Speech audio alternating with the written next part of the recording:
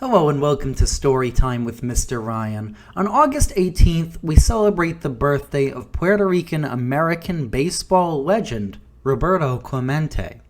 Widely recognized as one of the greatest players of baseball of all time, Clemente is recognized not just for his baseball skills, but for his community involvement, for his charity work, and for fighting segregation and racism in the league, and shedding a light on fairness and equality for all.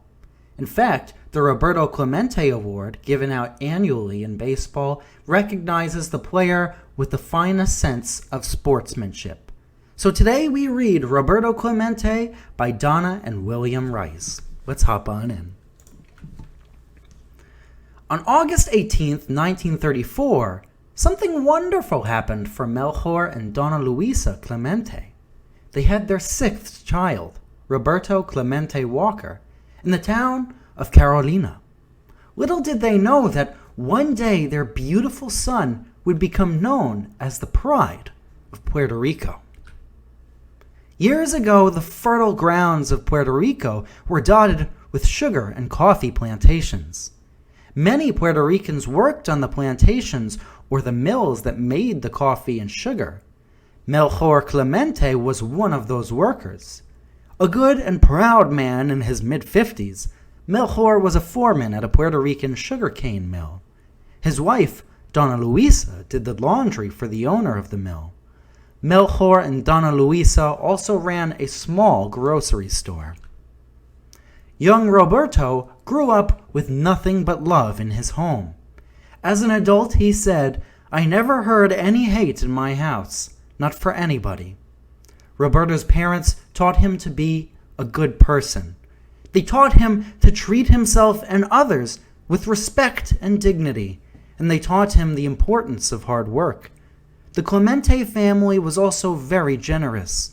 When poor children came to their home, Dona Luisa fed them a good meal. Roberto learned that people who have been blessed with good fortune should share what they have with those less fortunate. That is a lesson that Roberto would always remember. As Roberto grew, he worked very hard to make a difference in the world, for himself and for others. Once, he led a group of children in raising money to build a fence for protection around their school. Another time, he saved a person from a burning car. Roberto got up early each morning to deliver milk for a penny a day. He saved his pennies for 3 years in order to buy a bicycle. When Roberto wanted to do something, he worked hard until the job was done. It's a good thing that Roberto was such a hard worker. The ability to work hard to make something happen became important as he grew. That is because Roberto had a big dream. He dreamed of becoming a professional baseball player. Roberto said, "I wanted to be a ball player. I became convinced God wanted me to." Although he did not have much money for baseball equipment, Roberto practiced his baseball skills anyway. He repeatedly hit bottle caps with a broomstick. He threw tennis balls against a wall, catching them as they bounced back to him. He did whatever he could to become the best baseball player he could be. All his hard work paid off. While still in high school, Roberto played professional baseball for the Santurce Crabbers in Puerto Rico. Then, in 1954, the Brooklyn Dodgers drafted him to play with their farm club. Best of all, in 1955, the Pittsburgh Pirates of the United States hired Roberto to play on their major league team. He became the Pirates' right fielder, one of the best to ever play the game. Roberto became known for his powerful swing, fast running, and amazing plays in the field. Many of the best pitchers of the time knew how hard it was to strike out Roberto. And Roberto was so fast that his hat or helmet often flew off when he was running. Best of all for the fans, Roberto was almost an acrobat on the field. He covered a very large area of grass, running long distances to catch fly balls that many others could not catch. Then, when he caught and threw the ball, The runner had to watch out. That is because most of the time, Roberto's powerful arm got the ball to the base for the out, long before the runner knew it was coming. There weren't many runners who would try to take extra bases when Roberto was in the field. Although Roberto was always a good player, his first big season came in 1960 when he led his team to a World Series win. The next year was big too. Roberto won the National League Batting Championship. Of course, playing baseball wasn't Roberto's only joy in life. On November 14, 1964, he married Vera Cristina Zabala. They had 3 sons, all born in Puerto Rico: Roberto Jr., Luis Roberto, and Roberto Enrique. Roberto was now considered one of the greats of baseball. Even so, he remembered the lessons he had learned as a child. He knew it was important to make a difference in the world, and it was important to help others. Whenever younger Latino players joined the league, Roberto would do his best to give them a hand. He helped them to be the best players they could be. He helped so much that in 1966, his Latino teammate Matty Alou beat out Roberto for the batting championship. Roberto once said, "If you have an opportunity to make things better, and you don't do that, you are wasting your time on this earth." Roberto also looked around the world of baseball and saw many things that were unfair. While Roberto was one of the best players, he was never asked by any company to endorse its products in commercials and advertisements. Only white players were asked to do that. Roberto spoke out against his treatment. He knew that it was wrong and had to change. He also thought that Latino players on the teams were not treated as well as other players. For example, Roberto was troubled with neck and backaches, but people often doubted that his pains were real.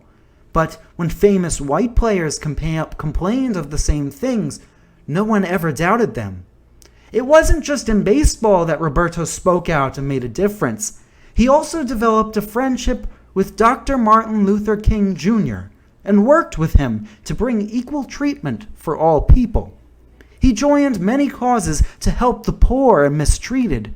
Because he had good fortune, he knew it was his job to help bring good fortune to others. While Roberto was working to make a difference in the world, he continued to make a difference on the baseball field. In 1971, his team once again won the World Series. This time, Roberto was named Most Valuable Player. But an even bigger win for Roberto came late in his career. After several years of breaking through prejudice toward Latino players, Roberto believed things were changing. He said, "My greatest satisfaction comes from helping to erase the old opinion about Latin Americans and blacks." This was one among Roberto's proudest achievements. Roberto lived his life ready to help others and to make a better world. So, when a terrible earthquake struck the country of Nicaragua in 1972, Roberto knew he wanted to do something. The people of Puerto Rico were trying to send relief supplies to the people of Nicaragua, but there were challenges getting the supplies there.